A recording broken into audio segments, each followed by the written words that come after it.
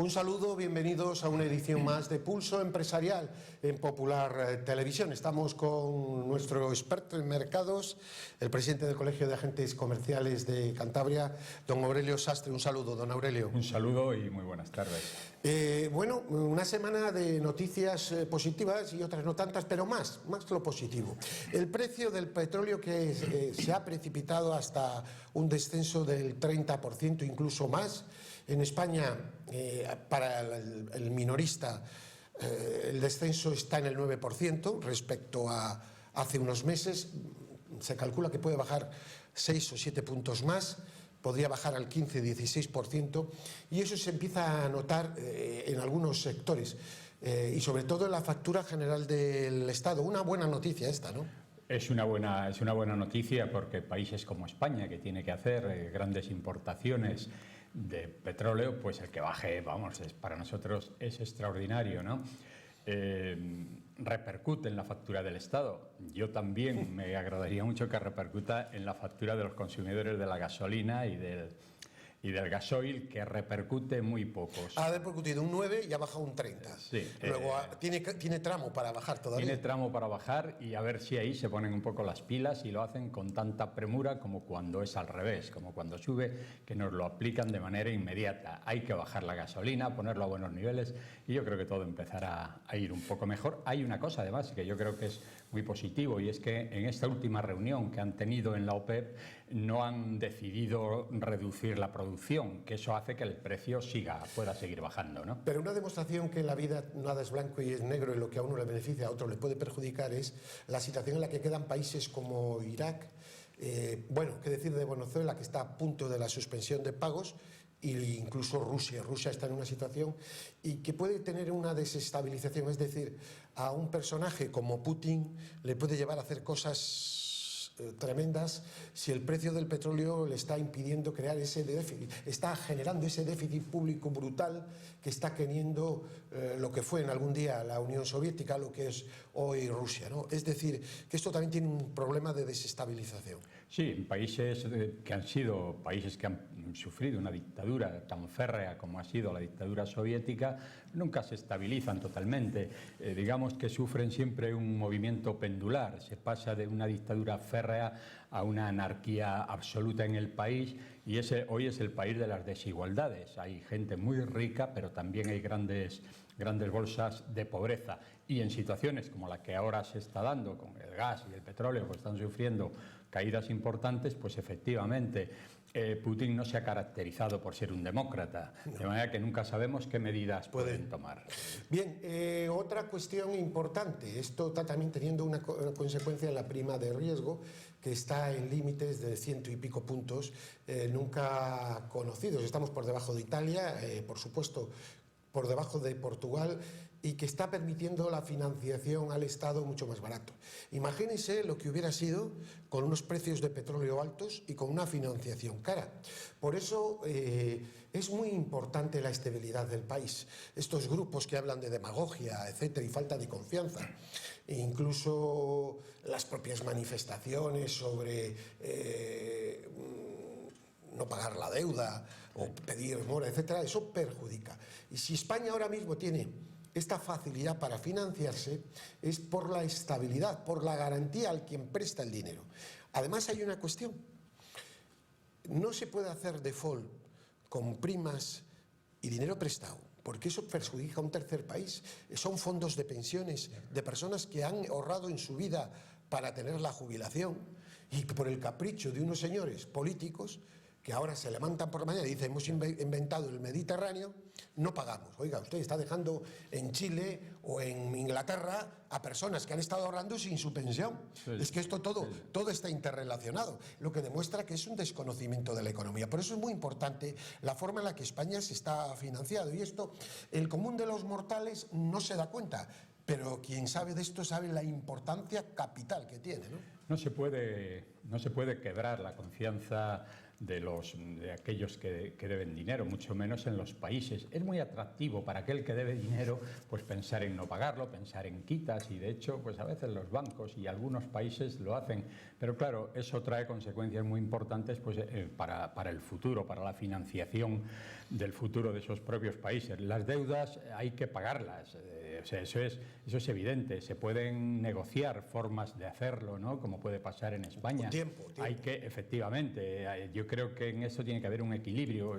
No se puede, solo por el hecho de pagar una deuda, no se puede dejar al país a la miseria. Hay que tener ni a la gente que no pueda vivir o comer o sumirla en la pobreza, o a las empresas dejarlas sin inversiones.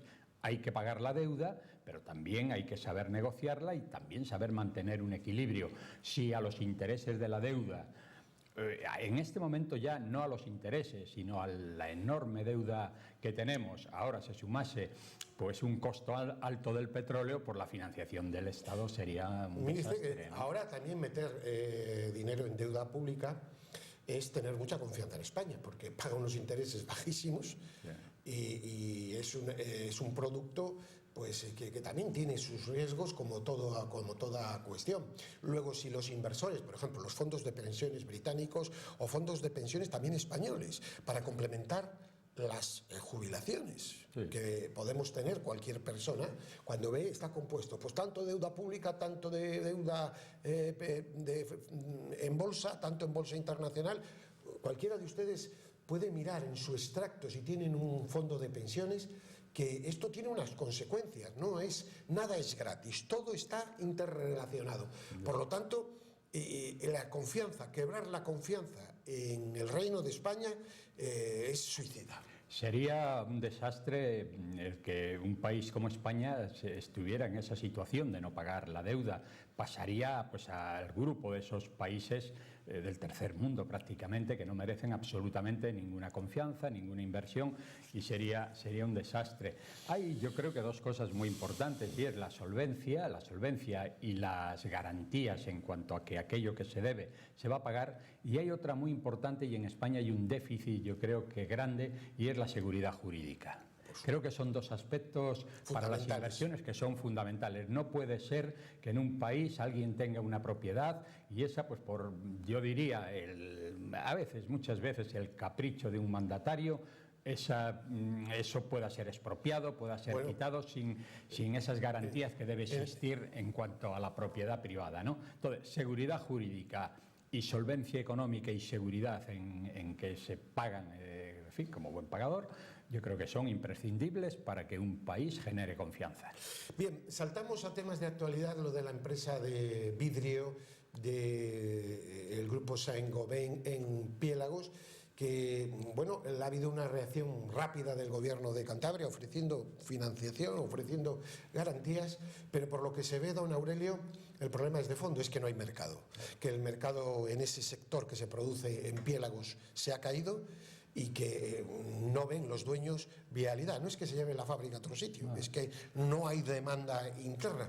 Y este es un problema de fondo, no es un problema, es un problema estructural, un problema de fondo, no un problema superficial, ¿no? Sin duda. Sí, la producción de esta fábrica, la situación que está viviendo es efectivamente de falta de pedidos, es que no hay mercado, y es que en España yo creo que al final las consecuencias se pagan. A veces se toman medidas que parecen inocentes, que parece que son positivas, pero al final hay consecuencias. Está interrelacionado todo. Está todo interrelacionado, como muy bien apuntabas tú, ¿no? Aquí nos encontramos que las medidas que se han tomado con respecto a las energías renovables están siendo muy nefastas para España, cuando además se sabe que es el futuro, es el futuro, y además yo creo que ahí sí que hay unos retornos importantes en estas inversiones, porque son inversiones de futuro. Tenemos la energía eólica, eso es imprescindible, que España, que puede ser en el mundo de las primeras en investigación y en puesta en marcha de equipos e instalaciones y demás, eso yo creo que tienen que empezar a tomarlo en consideración. Y muy importante también la energía solar, que es de lo que ha sido víctima de hoy esta empresa de Saint-Gobain. Fabricaba productos de auténtica vanguardia para la energía solar, incluso con investigaciones importantes, porque habían habían lanzado un nuevo producto, un tipo de vidrio que absorbía el 100% de la luz solar, de tal manera que los costos de producción y demás hoy ya eran pues muy rentables, pero bueno, ha caído y ha caído es que tenemos precisamente lo que ha pasado en las primas de generación de energía, no en lo eólico, sino sí en lo solar, que los fondos, bueno, ahí hay un litigio contra el Reino de España importante, porque fue una orden del gobierno de Rodríguez Zapatero, evidentemente prometiendo una serie de cosas que al actual gobierno, cuando llega la crisis, se ve que no puede hacer frente.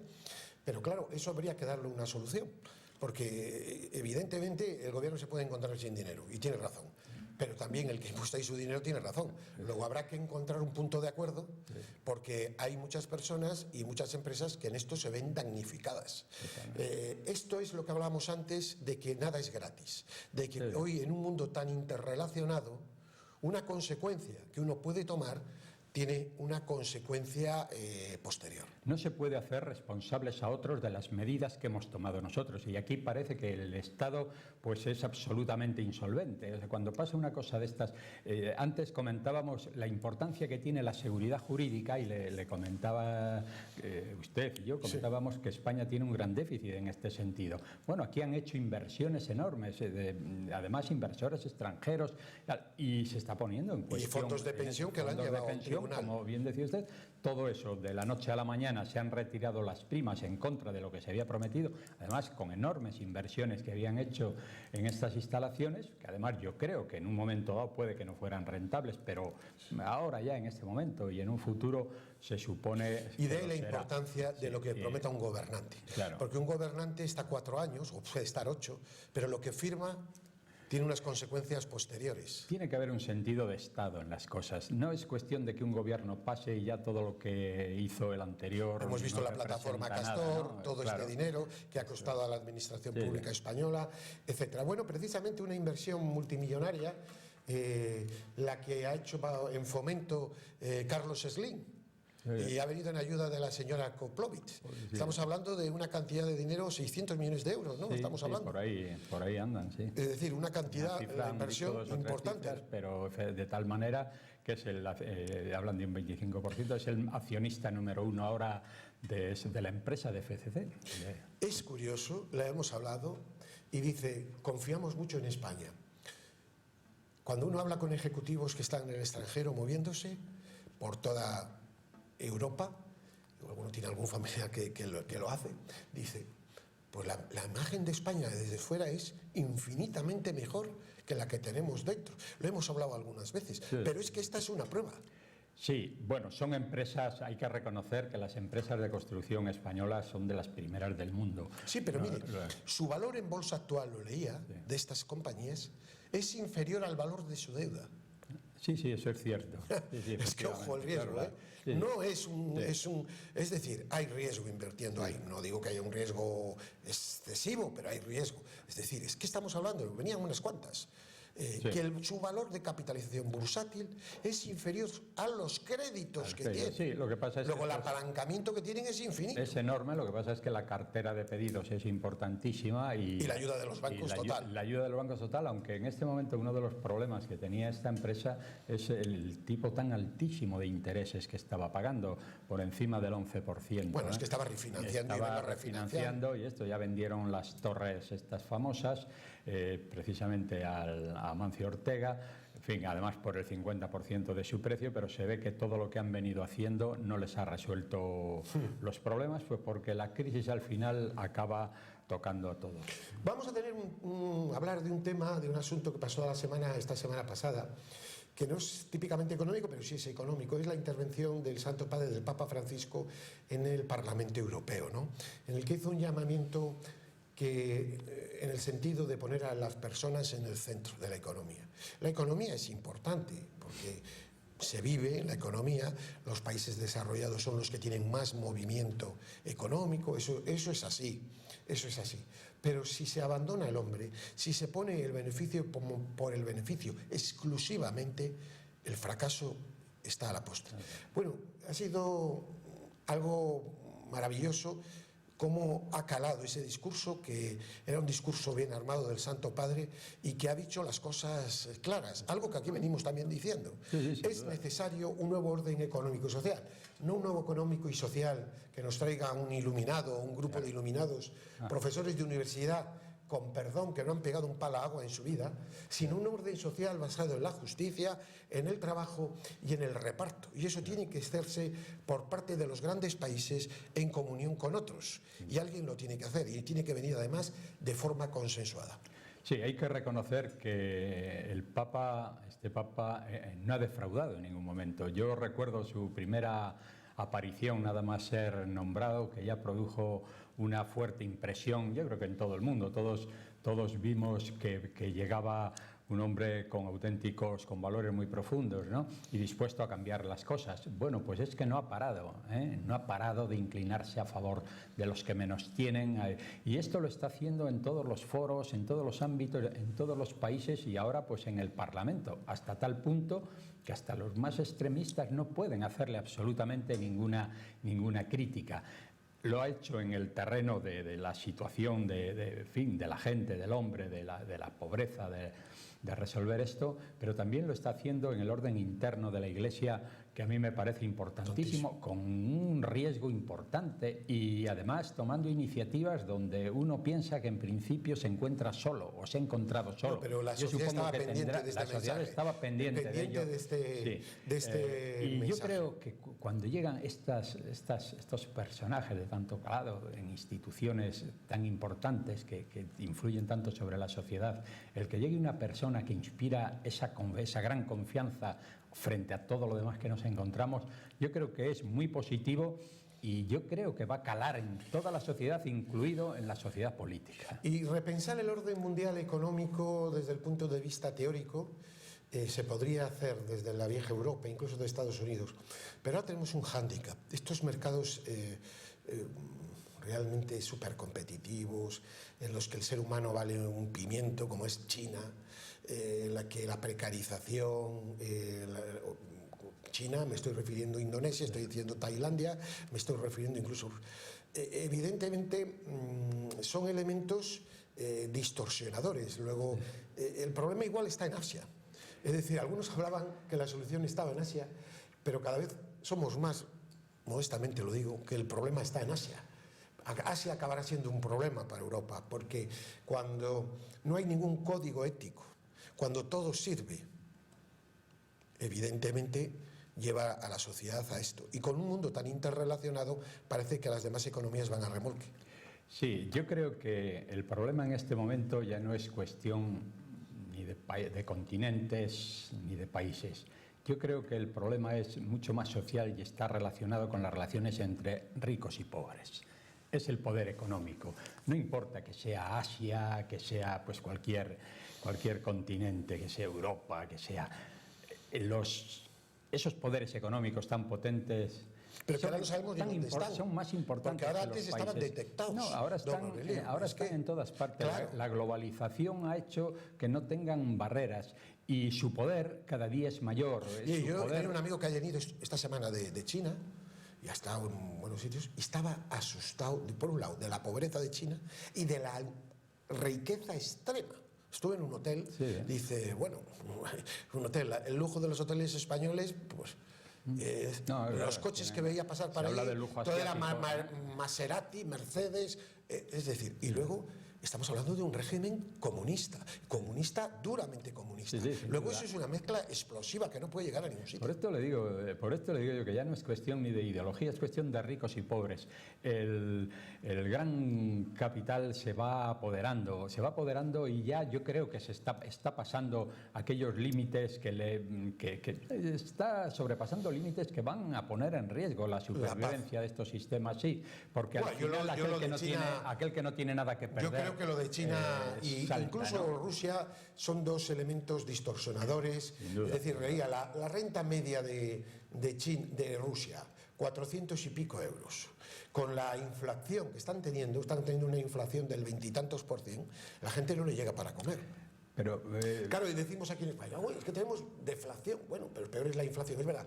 Es que en la Europa occidental, que tenemos problemas, cuando viéramos los problemas de otros países, son mini problemas. Sí, sí, no, Esa es la cuestión. Sí. ¿Y esto cuánto tiempo se puede aguantar? Esa es la... Sí, nosotros vemos, yo creo que no hace falta ir muy lejos, ¿no?, para ver las grandes diferencias sociales que existen. Hoy en España hay un índice altísimo de pobreza. Hoy, cuando se dice que un 20% de las familias están sustentadas por la pensión de sus mayores, pues es evidente que hay unas bolsas de pobreza enorme, y se ve ya con qué naturalidad lo llevan gobernantes y no digamos poderes económicos, restringiendo absolutamente toda posibilidad de salida para estas gentes. Creo que esto debería ser la primera preocupación hoy en el mundo, y es la que tiene el Papa. Sí, esa es la preocupación que tiene el Papa cuando va a gobiernos, a países, a parlamentos, es a decirlo. un acto de tener trabajo, es un acto de dignidad. Claro. Y la dignidad de la persona, cuestión. Evidentemente que cuando no hay trabajo tiene que haber una protección social, por supuesto, pero primero el trabajo. Tiene que haber trabajo. O sea, el índice de paro, por ejemplo, que usted encuentra en estos países, pues en toda Europa y en Estados Unidos, y tal, pues nos movemos con un 6%, cuando van muy mal las cosas, un 7, Ahora, un 8. en España habría que hacer un análisis del paro, porque en Andalucía hay auténticos tópicos típicos. Porque también es verdad que las fichas del paro están engrosadas por personas que están en prejubilación, hay que decir que son unos datos que igual no son del 23 o el 24, son del 16, que es elevadísimo, ojo, que no digo que no sea elevado, pero que habría que esto también clarificarlo. Don Aurelio, pues muchísimas gracias por haber estado, y bueno, a ustedes, lo que les digo todas las semanas, que tengan una feliz semana, paz y bien.